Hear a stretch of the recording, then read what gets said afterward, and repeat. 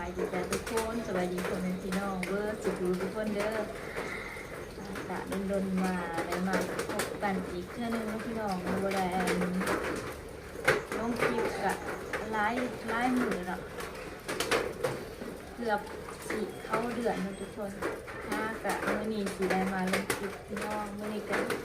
สิมาเฮ็ดอาหารกินแรงทุกคนเพิ่นนี่ล่ะเอาอันนั้นเอาหุงข้าวสุกเรียบร้อยแล้ว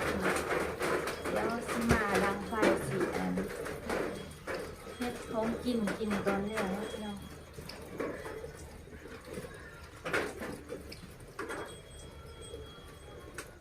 อ่านที่โตกันหลายวันเลยทุกคนนำจนท่วมเนาะแต่ว่าตอนนี้ก็ยังบ่ทันเช้าตกเลยทุกคนยังตกเลยอยู่เนาะตกจนมาท่วมเมื่อกี้อันนั้นก็ถ้ากับพักอันดำนาฮะก็ได้ซ้อมมือกับมือนี้เนาะทุกคนเพราะว่าอัน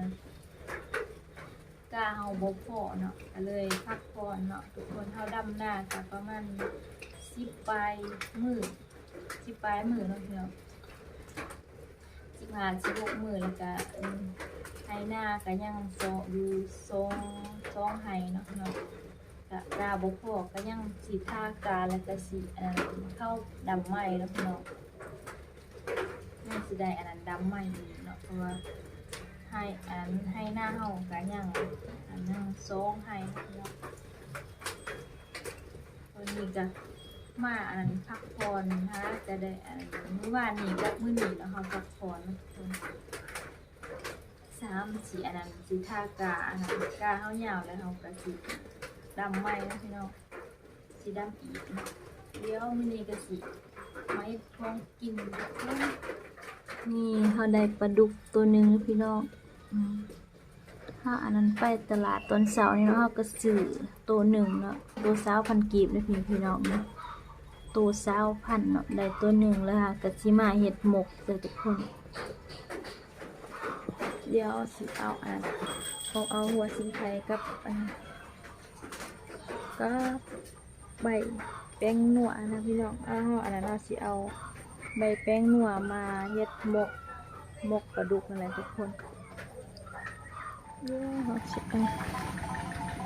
เอาหัวสิงไข่นะทุกคนปวกคืนแล้วนี่พี่น้องนี่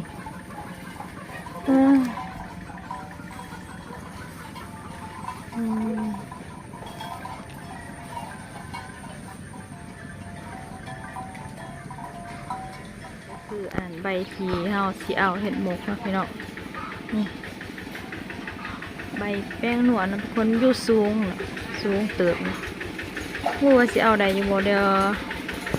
เล็กน้อยน้องพิมจะสิเอาใหม่มาต่อยเอาเนาะเพราะว่าเอามือเอามันบ่ถึงอ่อนพักคะลังบานเฮานะทุกคนนี่เป็นยอดอวบยอดงามๆเลยนะพี่น้องนี่ยอดเนาะ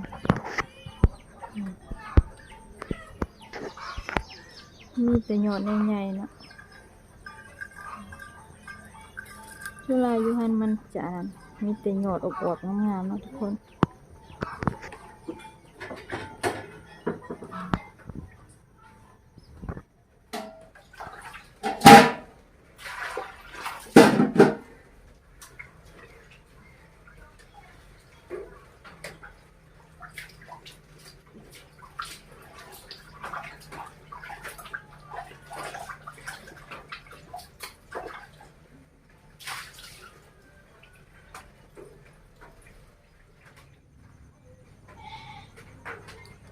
เพราะว่าอันนั้นร้อนเกินพี่น้องอันนั้นบ่ได้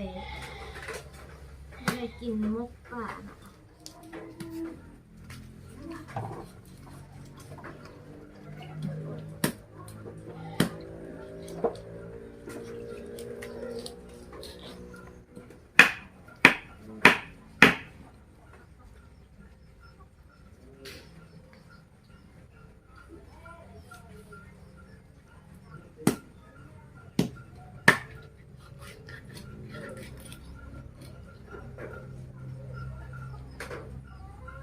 ก็มีอันนั้นเห็ดกระเกิดในพี่น้อง กินเดี๋ยวอันเอาหาได้พอกินเอาบริคาย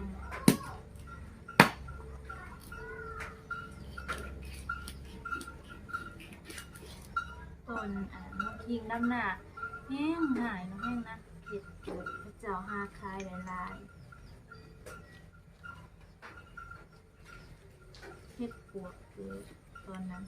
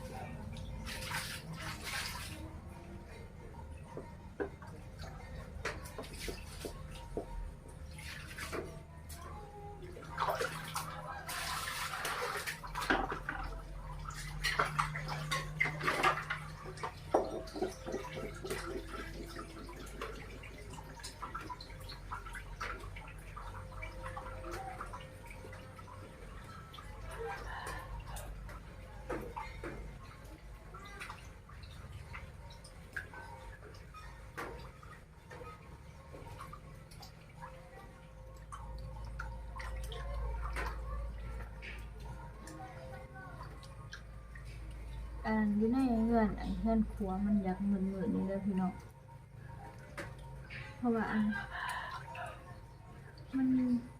ฝากกับมืดคืมเลยอยู่มืดเนาะจังน้อยก็ว่าตกจังน้อยก็ว่าเศร้าจังน้อยก็ตกจังน้อยก็เศร้า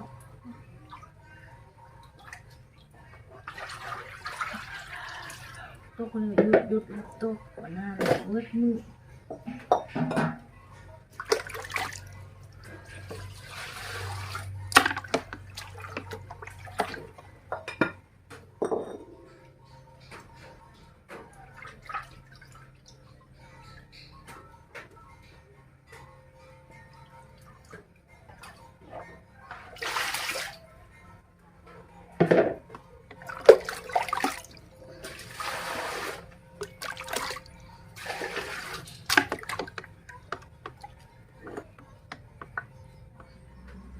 เอากันได้มาเหลือ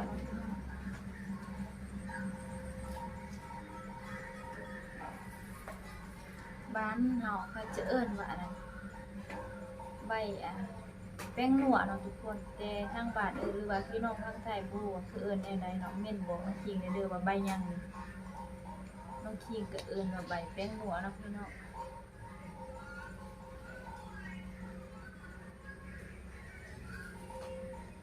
เฮามักกินใบอันนี้เนาะเพราะว่าอันนี้มันแซ่บ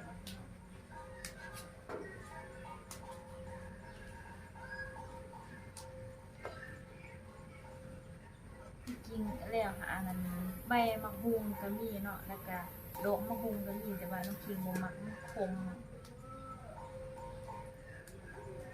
ขนาดต้มอันนั้นต้มน้ำอันนั้นล้างละลายน้ำใบมะฮุงมันก็มันขมเพราะว่าเฮาบ่มักนะทุกคน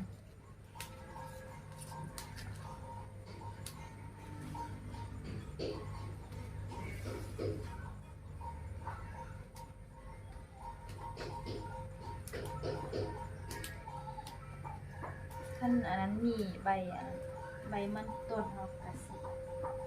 เอาใบมันต้นอันนี้เฮากระปุกหรือว่าแต่ว่า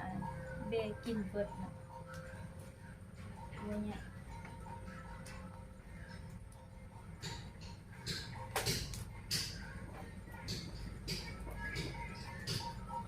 เห็ดแดงใบเป็นหนวด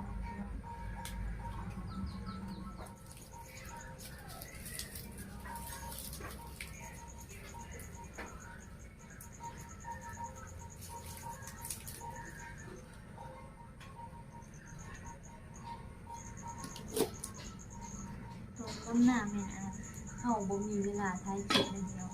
เพราะว่ามันเมื่อยเนาะแล้วก็เฮาคุมน้ำหนักให้มันเร็วเนาะ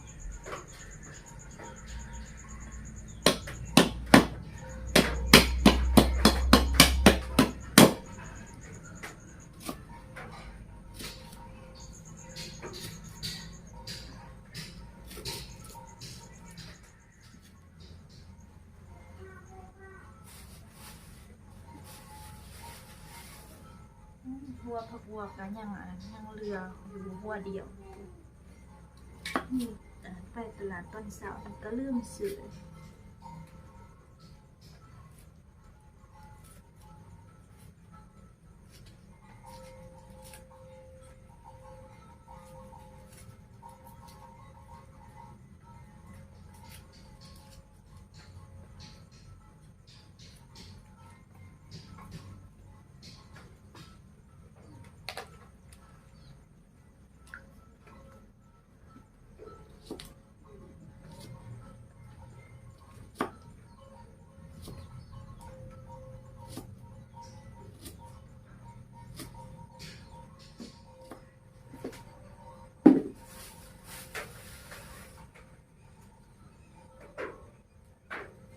ตั้งใส่มาให้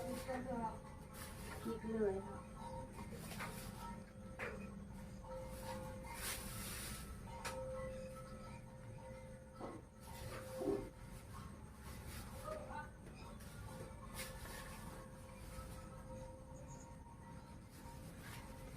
ทุกคนเขาสิตั้มอันนี้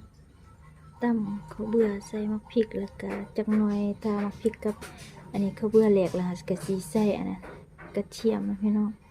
เครื่องปรุงก็สิมีประมาณนี้เลยทุกคนมีหัวสิไข่แล้วก็หอมบัวแล้วก็มักขี้หูดเนาะใบขี้หูดบ่แม่นมักขี้หูดใบนะทุกคนมีใบขี้หูดแล้วเฮาสิตำเครื่องปรุงของทุกคน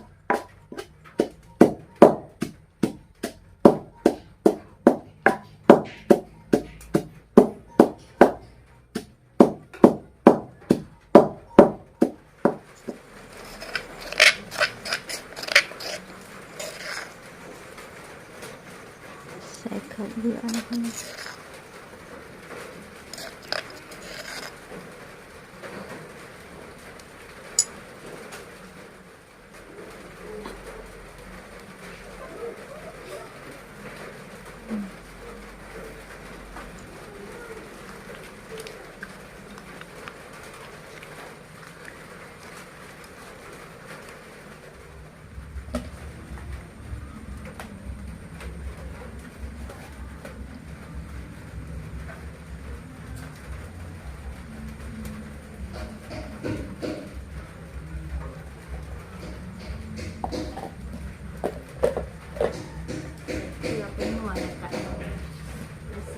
ประเด็นมาพี่น้อง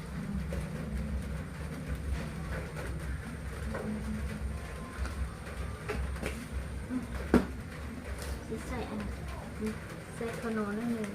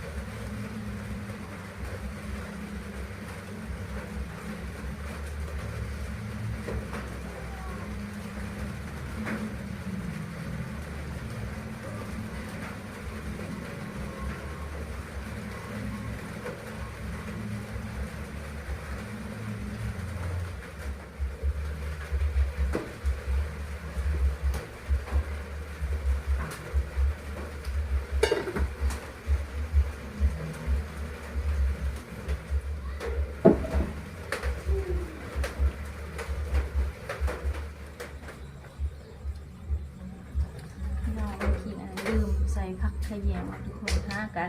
ไปเปิดตู้เย็นแล้วกับเห็นผักขะแยงแล้วก็คิดออกเนาะบางอย่างนี่ว่าต้นเอาอาหารเตรียมเฮ็ดว่าเฮาว่าสิใส่ผักขะแยงเนาะบัดนั้นเลยลืมนะคะสิมาใส่ตัวนี้พี่น้อง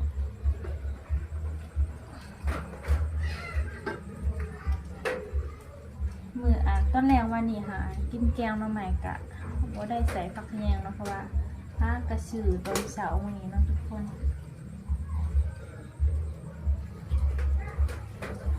บางทีมื้ออื่นกะสิได้ไปหาหน่อไม้แล้วกะสิแกงเนาะว่าจนมืดจ้ะทุกคนเดี๋ยวนี่สุกแล้วพี่น้องน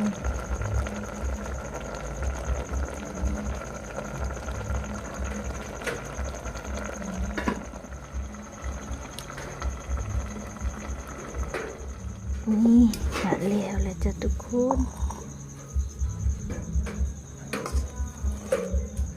มีน้ำอะไร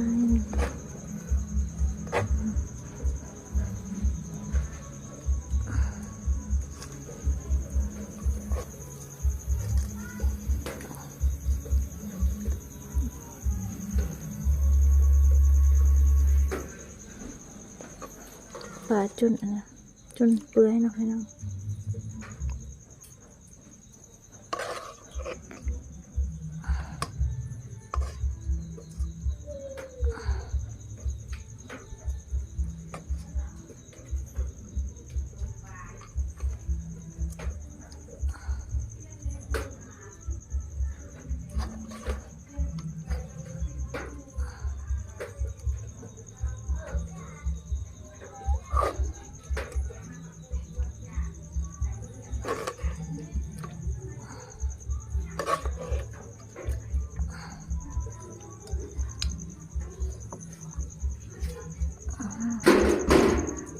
นี่พี่น้องมาเดินมากินข้าวแลงนำกันทุกคน